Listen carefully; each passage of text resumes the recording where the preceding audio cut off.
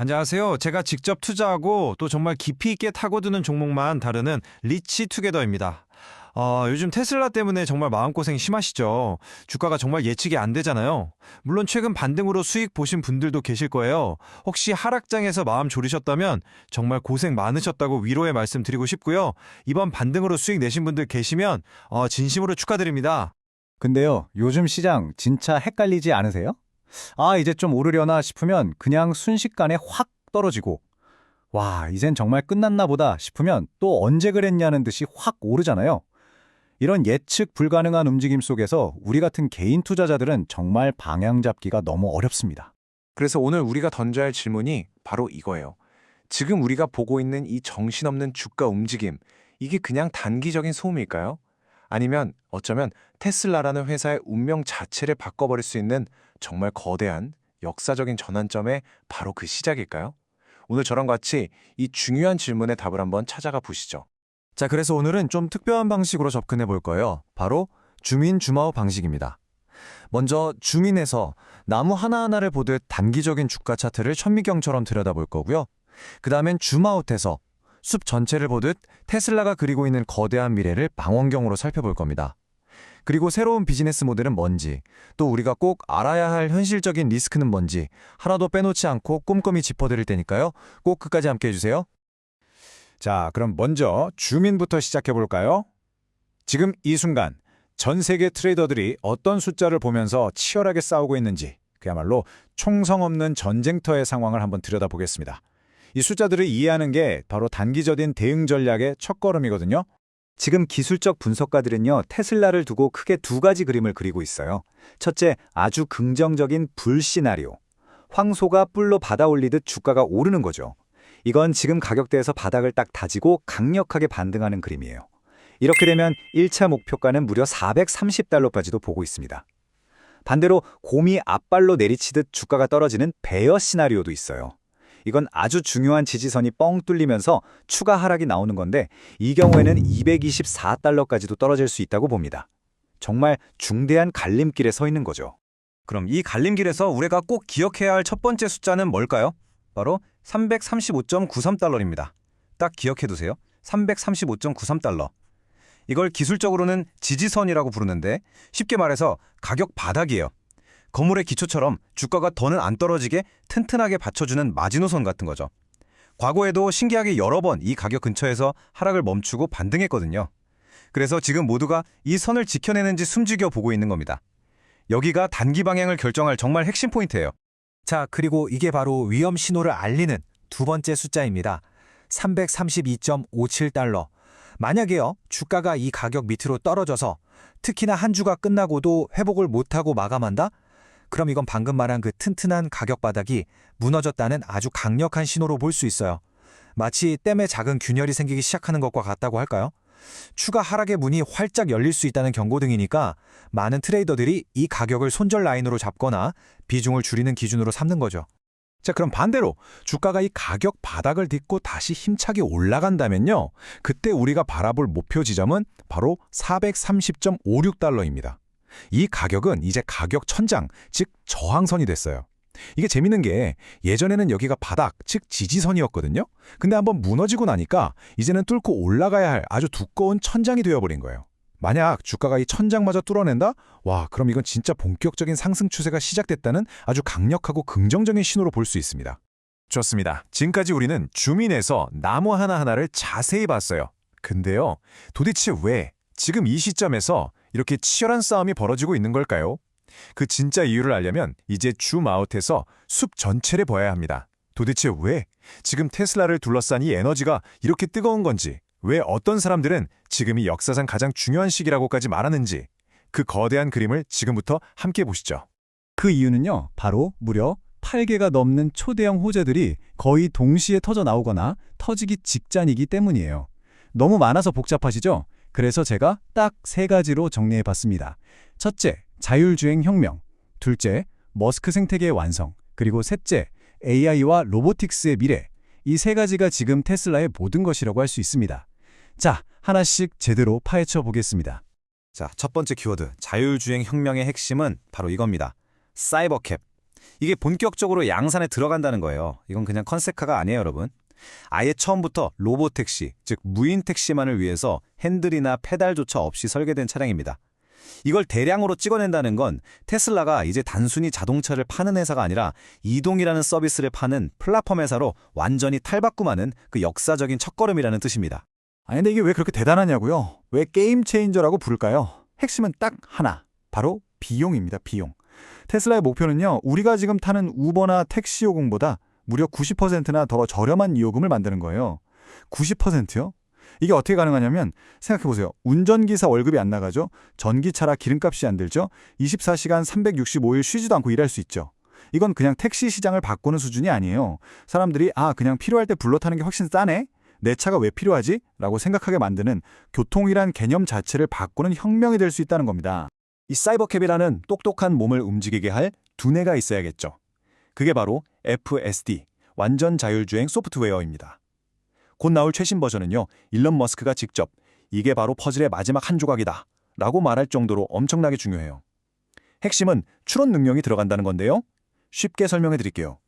기존 AI가 빨간불이네? 멈춰야지 수준이었다면 이제는 지금 오후 3시고 여긴 학교 앞이잖아. 그럼 아이가 갑자기 튀어나올 수도 있겠는데 미리 속도를 줄여야겠다 라고 생각하는 거예요. 진짜 사람처럼요. 엄청난 차이죠.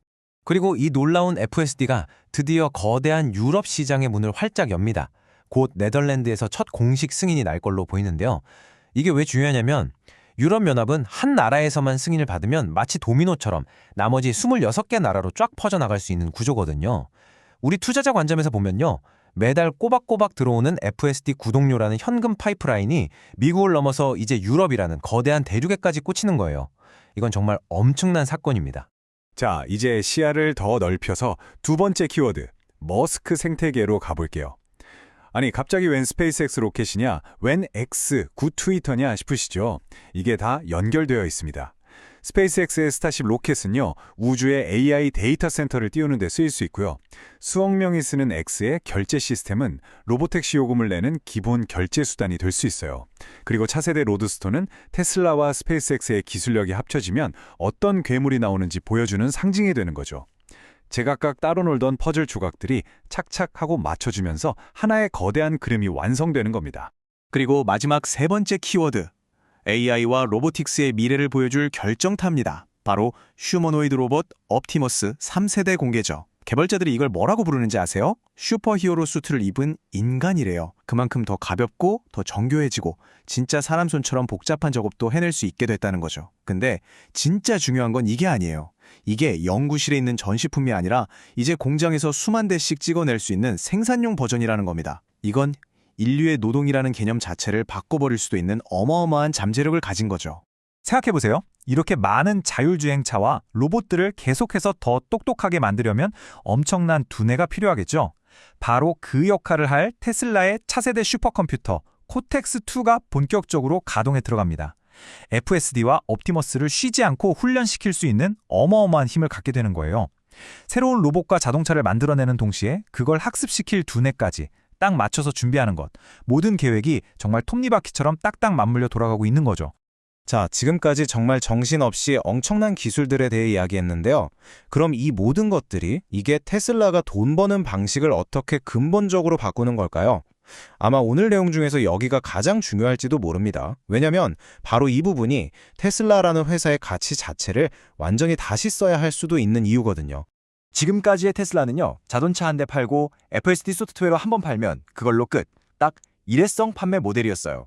하지만 앞으로의 테슬라는요, 완전히 달라집니다. 매달 꼬박꼬박 들어오는 FSD 구독료, 로보택시 탈 때마다 착착 쌓이는 수수료, 공장에서 옵티머스 로봇 빌려 쓰고 내는 렌탈비, 이런 식으로 계속해서 꾸준히 현금이 들어오는 반복 수익 모델로 바뀌는 거예요. 이게 얼마나 큰 차이냐면 예전에 영화 DVD 한 장 팔던 거랑 지금 매달 구독료를 받는 넷플릭스의 차이라고 생각하시면 돼요. 기업의 안정성, 성장성, 모든 게 그냥 차원이 달라지는 겁니다. 와, 이렇게 좋은 얘기만 들으면 정말 당장이라도 가진 돈 다 끌어서 투자하고 싶어지죠. 근데 잠깐만요. 잠깐만 진정하시고요. 세상에 좋은 소식만 있는 투자는 절대로 없습니다. 이제 분위기를 살짝 가라앉히고 우리가 어떤 점을 조심해야 하는지 현실적인 리스크들을 아주 냉정하게 하나하나 점검해 보겠습니다. 이걸 알아야 진짜 준비된 투자자가 될 수 있고 이런 변동성을 오히려 기회로 만들 수 있거든요. 테슬라의 비판적인 사람들이 가장 먼저 꺼내는 카드가 바로 이거죠. 일론 머스크 시간 약속은 믿으면 안 된다. 항상 늦어진다. 안타깝지만요, 과거 데이터를 보면 이게 상당 부분 맞는 말입니다. 정말 야심차고 원대한 목표를 던지지만 그 과정에서 계획이 지연되는 경우가 정말 많았죠. 이게 바로 첫 번째 리스크, 실행 리스크입니다. 실제로 보세요. 차세대 로드스토는 원래 2020년에 나온다고 했었고요. 사이버캣도 사실 몇 년 전에 나왔어야 했어요. 오늘 말씀드린 옵티머스 3세대도 원래는 1분기 공개 예정이었죠. 이게 첫 번째 지연 리스크. 두 번째는 경쟁 리스크가 있어요. 중국의 BYD나 샤오미가 정말 무서운 속도로 따라오고 있잖아요. 세 번째는 규제 리스크. 각 나라 정부가 언제 어떤 규제를 만들지 아무도 모르죠. 이 세 가지, 지연, 경쟁, 규제, 이 가능성은 항상 우리 투자 계획에 반드시 넣어둬야 할 아주 중요한 변수입니다. 만약에 이런 멋진 프로젝트들이 계속 늦어지고 시장이 역시나 또 약속 안 지키네 하면서 신뢰를 잃어버리면 어떻게 될까요? 바로 그때 우리가 아까 주민에서 봤던 그 차트, 그 비관적인 시나리오 224달러라는 숫자를 다시 떠올려야 할지도 모릅니다. 이처럼 우리가 줌 아웃에서 본 장밋빛 미래와 줌 인에서 본 차가운 현실은 딱 붙어서 연결되어 있는 거예요. 그래서 미래에 대한 믿음이 있더라도 지금 당장의 리스크 관리는 반드시 필요한 겁니다. 자, 그럼 오늘 이야기한 내용들을 한번 싹 정리해 보겠습니다.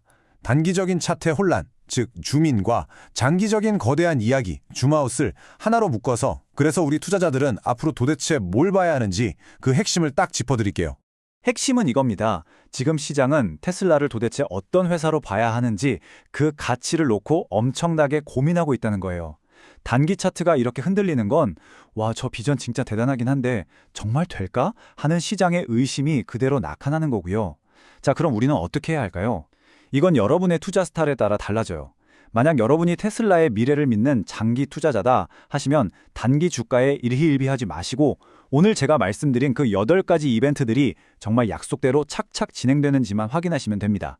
반면에 나는 단기 변동성이 너무 무섭다 하시는 분들은 아까 말씀드린 그 숫자들, 지지선 335.93달러와 위험신호 332.57달러, 이 숫자들을 기준으로 삼아서 분할 매수를 하거나 비중을 조절하면서 리스크를 관리하는 게 현명한 전략이 될 수 있습니다. 오늘 제가 드린 이야기가 여러분의 투자 여정의 작은 등대 하나를 밝혀드렸기를 바랍니다. 내용이 조금이라도 도움이 되셨다면 저희 리츠투게더 TV 구독과 좋아요 꼭 좀 부탁드릴게요. 여러분 모두가 경제적 자유를 이루시는 그날까지 저도 항상 옆에서 함께 걷겠습니다. 감사합니다.